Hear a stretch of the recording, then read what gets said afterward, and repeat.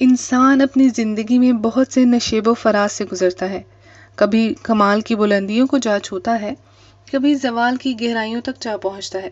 ساری زندگی وہ انہی دونوں انتہاؤں کے درمیان سفر کرتا رہتا ہے، اور جس رستے پر وہ سفر کرتا ہے وہ شکر کا ہوتا ہے یا ناشکری کا۔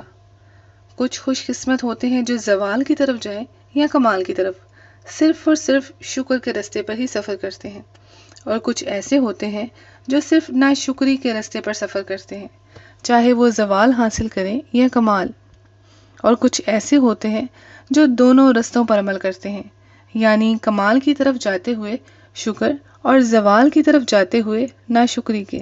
اب سوال یہ بنتا ہے کہ آخر شکر کیوں اتنا طاقتور ہے؟ کیونکہ شکر گزار انسان نفسیاتی اور جسمانی صحت کو بہتر بناتا ہے۔ شکر گزار انسان اچھے سے سوتا ہے اور پرسکون نیند پوری کرتا ہے۔ شکر گزاری ایک واحد ذریعہ ہے جس سے ہم ذہنی تناؤ سے دور رہتے ہیں۔ تشکر خود اعتمادی کو بڑھاتا ہے اور اس کو بہتر بناتا ہے۔ شکر گزار لوگ معاشرتی موازنہ کم کرتے ہیں اور دوسرے لوگوں کی کامیابیوں کی تعریف کرنے کے قابل ہوتے ہیں۔ شکر گزاری ہمیں عاجزی کی طرف لے جاتی ہے۔ شکر گزار انسان اندر سے پرسکون اور مطمئن ہوتا ہے۔ وہ نفع اور نقصان سے بالکل آزاد ہوتا ہے۔ وہ اللہ کی دی گئی ہر نعمت کی قدر کرتا ہے اور صراط مستقیم پر چلتا ہے۔ اس کی نظر آخرت کی منزل پر ہوتی ہے۔ انسان اللہ کی ان گنت مخلوقات میں سے ایک مخلوق ہے، اشرف المخلوقات ہے، مگر مخلوق ہی ہے۔ وہ اپنے خالق پر کوئی حق نہیں رکھتا، صرف فرض رکھتا ہے۔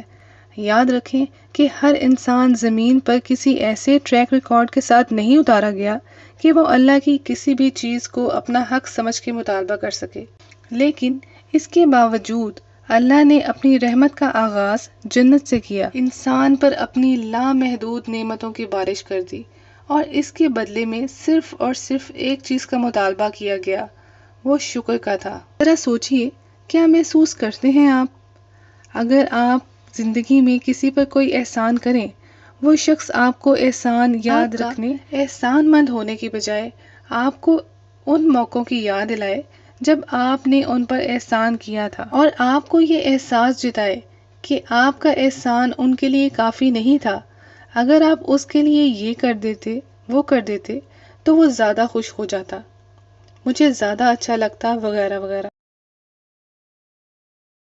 کیا کریں گے آپ ایسے شخص کے ساتھ؟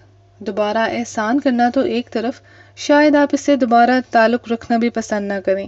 ہم اگر غور کریں تو ہم اللہ کے ساتھ بھی یہی کرتے ہیں۔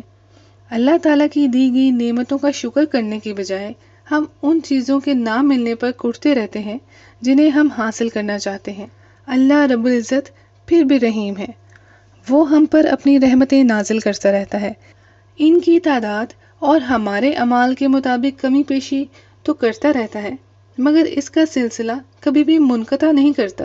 یاد رکھیں کہ شکر ادا نہ کرنا بھی ایک بیماری ہوتی ہے جو ہمارے دلوں کو روز بروز کشادگی سے تنگی کی طرف لے جاتی ہے، جو ہماری زبان پر شکوے کے علاوہ کچھ آنے ہی نہیں دیتی۔ اگر ہمیں اللہ کا شکر ادا کرنے کی عادت نہ ہو تو ہم کسی مخلوق کا احسان بھی یاد نہیں رکھ سکتے۔ اگر ہمیں خالق کے احسانوں کو یاد رکھنے کی عادت نہ ہو تو ہم کسی مخلوق کے احسان کو بھی یاد رکھنے کی عادت نہیں سیکھ سکتے۔